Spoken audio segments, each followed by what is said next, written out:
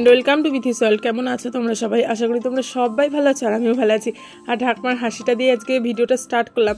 তার কারণ হচ্ছে কি বলতো, ঠাকুমা আমাকে সবসময় হেল্প করে আর ভীষণই সমস্ত কিছুতে সাপোর্ট করে, পজিটিভ ভাইব থাকে ঠাকুমা সবসময়। তো আমি এখানে কাঁকড়াগুলো আসলে বসে বসে ছাড়াচ্ছিলাম, তো ঠাকুমা আমাকে বললো যে যা তুই তোর অন্য কাজগুলো করে নে, আমি এটা তোকে হেল্প করে দিচ্ছি। তা আমি বললাম বেশ ভালোই হলো। আর কাঁকড়া যেহেতু আমি প্রথমবার ছাড়াচ্ছি, মাকে দেখেছি, হ্যাঁ একটা দুটো হয়তো ছাড়িয়েছি, কিন্তু এতগুলো কাঁকড়া একসাথে না আমি কোনোদিনও ছাড়াইনি। তো সুরগুলো তো প্রথমে ভাঙা হয়ে গেছে, আর এই দেখো ঠাকুমা এগুলো একটু নোড়া দিয়ে আসলে সুরের যে হুলগুলো থাকে সেগুলো আসলে একটুখানি ঠিক করে দিচ্ছে ভেঙে। আর এইদিকে দেখো কাঁকড়া আছে এখানটাই, এইগুলো সমস্ত কিছু আমি পরিষ্কার করে নিয়েছি কাঁকড়াটা। আর ওইদিকে রান্নাও হচ্ছে, তো রান্নাটা আমি একটুখানি মোটামুটি ঠিকঠাক করে নিয়েছি, দিয়ে বসিয়ে দিলাম রান্নাটা। কেননা এইগুলো করতে গিয়ে না যদি ওইদিকে ভাত তরকারিগুলো না করি তাড়াতাড়ি, তাহলে আবার ওইদিকে আবার দেরি হয়ে যাবে।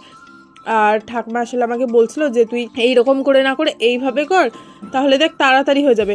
আর ভাই ওইদিকে ঠাকুমাকে বলছে যে ওই দেখো তোমার ওইদিকে ভিডিও হচ্ছে, তো তুমি একটু ভালোভাবে দেখাও ভিডিওতে কীভাবে কী করছো। আসলে সেজন্য আসলে হাসছি আমি। আর ঠাকুমা আমাকে না ভীষণই ভালোবাসে সত্যি। আমার তো ঠাকুমা নেই, ছোটোবেলা থেকে ঠাকুমা আদর কেমন কি কিছু সেটা তো কোনোদিনও দেখিনি। তো যখন বিয়ে হয়ে প্রথমবার আসলাম, তো ঠাকুমাকে তো আমি আপনি আপনি করে বলতাম কথা, যেহেতু শ্বশুরবাড়ির সবাইকে আপনি আপনি করে কথা বলি। তো ঠাকুমা বলেছিল যে আমাকে তুমি তুমি করেই বলিস, আপনি আপনি করে বলতে হবে না। তো ভীষণই ভালো, আর ঠাকুমা ভীষণই ভালো।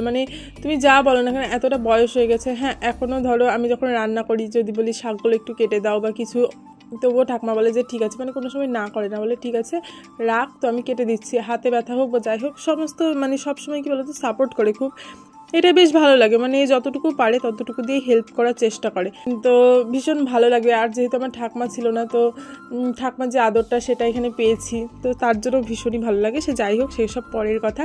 আর এই দেখো ঠাকুমা এখানে আমাকে ছাড়িয়ে দেখাচ্ছে যে এরকম এরকম করে কর, দেখ তাড়াতাড়ি হয়ে যাবে। আর ঠাকুমা যেহেতু বয়স্ক মানুষ, আর তাদের হাতের কাজও খুবই সুন্দর হয়, তো ঠাকুমা ভীষণই তাড়াতাড়ি করছিল, কিন্তু আমি অতটা তাড়াতাড়ি করতে পারছিলাম না, আমি আস্তে আস্তে করছিলাম, কেননা নেক্সট টাইম হয়তো আর একটু ভালো করে পারবো। আর এই দেখো এইভাবে এখানে ছাড়াচ্ছিলাম। আর বিশ্বাস করবে না, কাঁকড়ার যে সুরগুলো হয় না, তো সুরগুলো ভেঙেই দিয়েছিল সেই কাকুটা। একটা সুর হয়তো ভাঙতে ভুলে গিয়েছে, আর আমি যেই না সেই কাঁকড়াটাকে ধরেছি, আর সঙ্গে সঙ্গে সেই হুলটা দিয়ে না আমার হাতে এমন করে চিপটি দিয়ে দিয়েছে, কামড়েছে। আসলে আমার হাতটা একবার কালো হয়ে গেছিলো, প্রথমে বুঝতে পারিনি, জানো তো, প্রথমে একটু ব্যথা হয়েছিল, তারপরে দেখছি ভীষণই ব্যথা, প্রায় আমার জ্বর টাইপেরও চলে এসেছিলো, খুব একটা জ্বর আসেনি, হালকা জ্বরও চলে এসেছে, ভীষণই ব্যথা হচ্ছিলো আর ভীষণই পেন হয়েছিল। তো ওষুধও দিয়েছিলাম আমি, আধারও রক্ত পুরো জমে গিয়েছিলো, আর একটা হুলের মতো ঢুকেও গিয়েছিলো, তো সেগুলো আবার বেরও করতে হয়েছিলো পরে।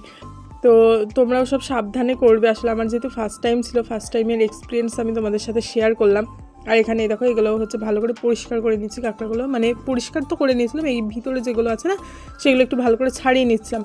তো প্রথমে তো বুঝতে পারছিলাম না কী করে করব, তো পরে দেখলাম যে হ্যাঁ তাড়াতাড়ি হয়ে যাচ্ছে। দিয়ে ঠাকুমা বলছে যে এইরকম করে নোড়া দিয়ে ভেঙে নিবি। ওইদিকে ঠাকুমা নোড়া দিয়ে ভেঙে নিচ্ছিলো, বলছিল যদি দেরি হয়, মনে হয় যে খুবই শক্ত ছাড়াতে পারছিস না, তো নোড়া দিয়ে ভেঙে নিবি, দিয়ে তারপরে করবি, তাহলে দেখবি তাড়াতাড়ি হয়ে যাবে।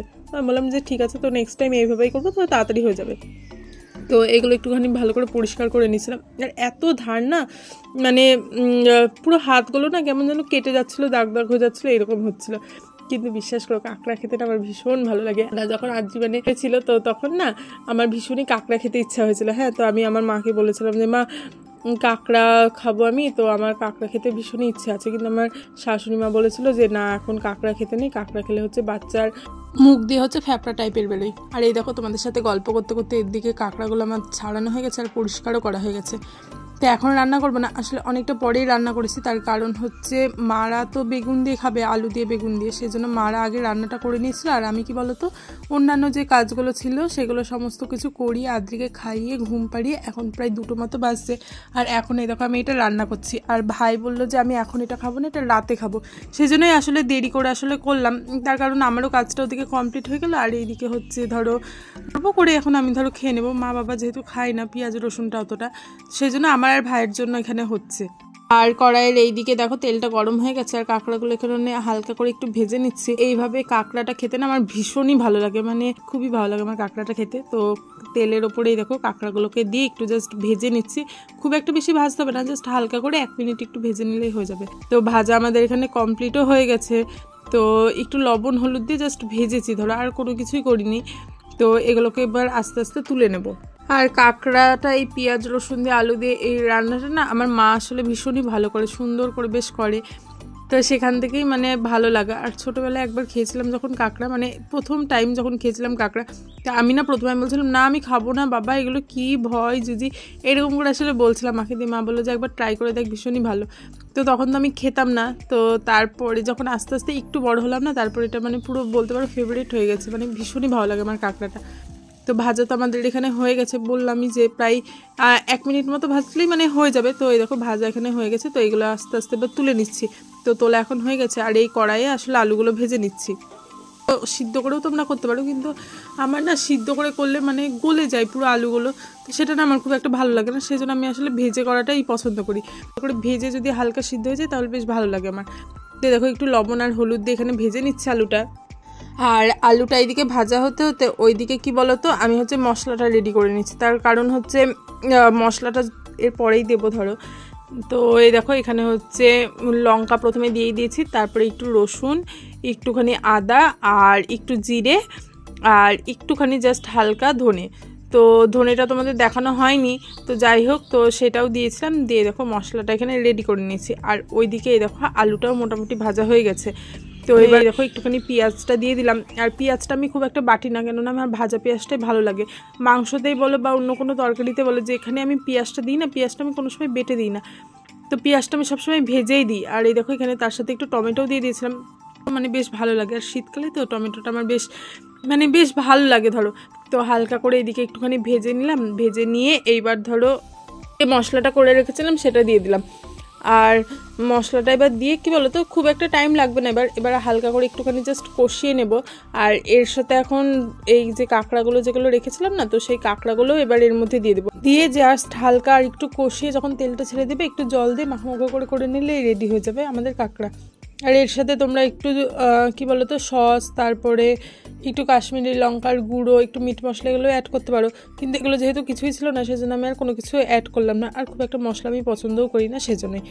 তো যাই হোক, তোমাদের যখন যেটা বলছিলাম, তো আদ্রি না প্রথম দিকে ভীষণ জিভ দেখাতো জানো তো। তো তারপরে যখন আদ্রির 7 মাস হলো, তো তখন যখন অন্নপ্রাশন হলো, তারপরে যখন কাঁকড়াটা খাই দিয়েছিলাম, তখন হচ্ছে ও জিভ দেখানোটা বন্ধ করলো।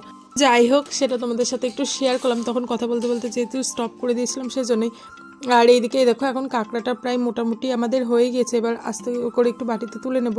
তো এই দেখো এদিকে তুলেও নিয়েছি। তো রেসিপিটা কেমন লাগলো তোমরা কমেন্ট করে জানিও। আজকের মতো টাটা।